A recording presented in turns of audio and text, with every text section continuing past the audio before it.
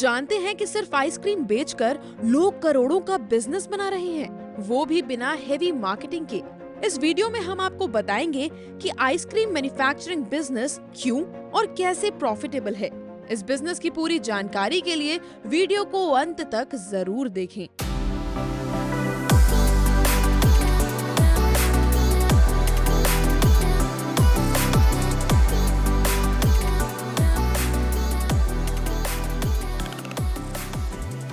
India में ice cream का market हर साल ग्रो कर रहा है, खासकर प्रीमियम और नेचुरल सेगमेंट में।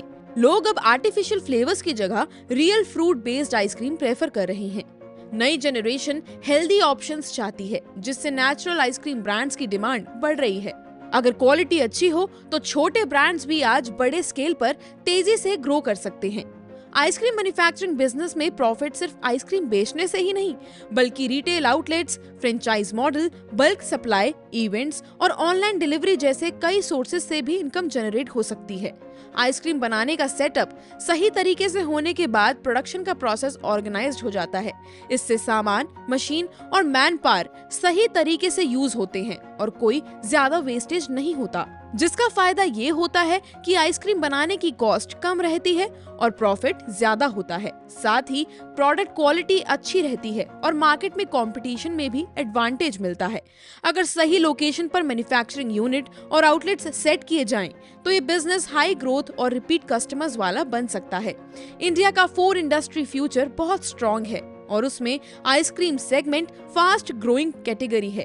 कुछ एंटरप्रेन्योर्स ने इस मौके को पहचाना और अपना आइसक्रीम मैन्युफैक्चरिंग बिजनेस स्टार्ट करके काफी सफलता हासिल की, जैसे रघुनंदन कमठ, जिन्होंने शुरुआत एक छोटे आइसक्रीम पार्लर से की और आज नेचुरल फ्रूट आइसक्रीम्स को 100+ आउटलेट्स और करोड़ों का बिजनेस बना लिया। ऐसे ही और भी वेल नोन ब्रांड्स हैं, जैसे Naturals ice cream, Kwality Wall's, Cream Bell, Havmor, Giani's etcetera.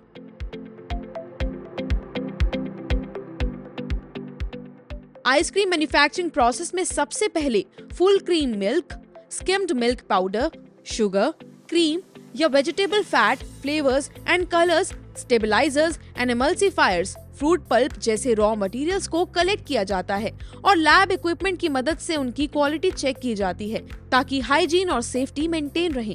इसके बाद मिल्क को यूटेंसिल्स और मिक्सिंग टैंक्स में लेकर उसमें स्किम्ड मिल्क पाउडर, शुगर और क्रीम या वेजिटेबल फैट मिलाकर स्टैंडर्डाइजेशन किया जाता है, जिससे फैट और सॉलिड कंटेंट बैलेंस हो सके। तैयार मिक्सचर को फिर बैच पेस्चराइजर में डालकर लगभग 80 से 85% सेल्सियस पर 30 मिनट तक हीट किया जाता है, जहां स्टेबलाइजर्स और एमल्सिफायर्स भी ऐड किए जाते हैं, जिससे हार्मफुल माइक्रो ऑर्गेनिजम्स नष्ट हो जाते हैं और प्रोडक्ट सेफ बनता है। पेस्चराइजेशन के बाद मिक्सचर को होमोजेनाइजर में पास किया जाता है, जहां हाई प्रेशर के कारण फैट ग्लोब्यूल्स छोटे हो जाते हैं और मिक्सचर स्मूथ व क्रीमी बनता है। इसके बाद इस लिक्विड बेस को एजिंग वैट या फ्लेवर टैंक में ट्रांसफर किया जाता है, जहां इसे 4 to 5 डिग्री सेल्सियस पर 4 से 8 घंटे तक रखा जाता है। इस प्रोसेस को एजिंग कहा जाता है, जिसमें फैट क्रिस्टलाइज होकर आइसक्रीम की टेक्सचर और बॉडी को बेहतर बनाता है।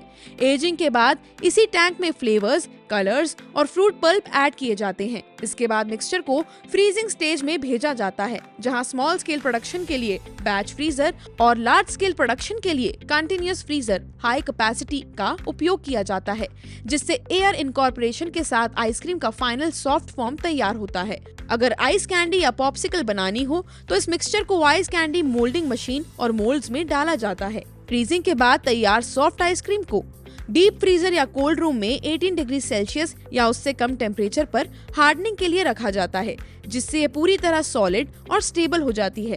इसके बाद आइसक्रीम की पैकेजिंग मशीन या मैनुअल टूल्स की मदद से कप्स, कोन्स, ब्रिक्स, रैपर्स और कार्टन्स में की जाती है।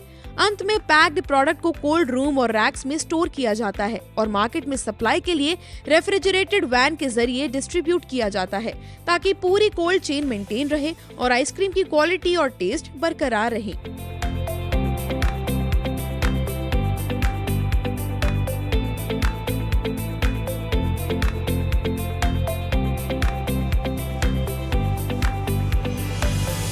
आइसक्रीम मैन्युफैक्चरिंग बिजनेस में यूज होने वाले रॉ मटेरियल्स हैं full cream milk, skimmed milk powder, sugar, cream और vegetable fat, flavors and colors, stabilizers and emulsifiers, fruit pulp, packaging material like cups, wrappers, sticks, cartons.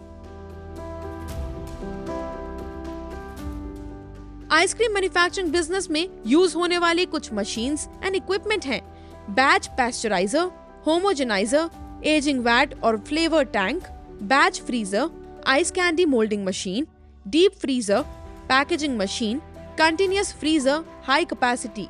Equipment के तौर पर freezers, moulds, utensils, packaging tools, cold room, racks, lab equipment, vehicle और distribution refrigerated van.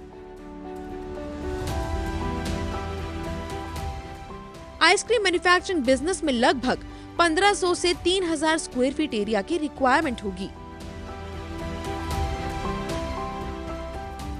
Ice cream manufacturing business के लिए required man power में 10 से 15 लोगों की जरूरत होती है।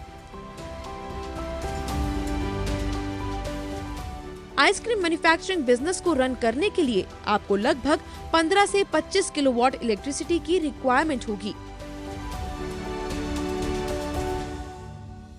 आइसक्रीम मैन्युफैक्चरिंग बिजनेस को मीडियम लेवल पर शुरू करने के लिए आपको लगभग 25 से 50 लाख रुपए तक की इन्वेस्टमेंट करनी होगी। रही बात प्रॉफिट की, तो इस बिजनेस में आप लगभग 15 से 20% तक प्रॉफिट मार्जिन अर्न कर सकते हैं।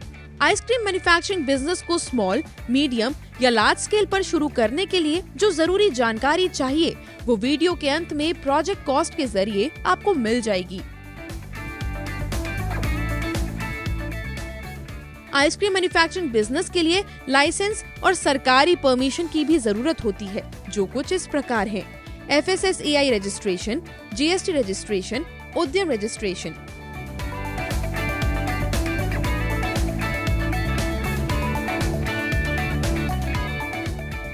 इंस्टीट्यूट फॉर इंडस्ट्रियल डेवलपमेंट ने आपको पूरी जानकारी दी कि कैसे आप आइसक्रीम मैन्युफैक्चरिंग बिजनेस शुरू कर सकते हैं। अगर आपके मन में कोई सवाल है तो कमेंट में जरूर बताएं, और अगर इस बिजनेस को शुरू करने में मदद चाहिए तो हमें कॉल करें 7408733333 और 7607655555। IIT आपको सिर्फ जानकारी नहीं देता, बिजनेस शुरू करने में भी पूरी मदद करता है। ऐसे ही और जानकारी के लिए एंटरप्रेन्योर इंडिया टीवी को सब्सक्राइब करें और नोटिफिकेशन बेल दबाना ना भूलें।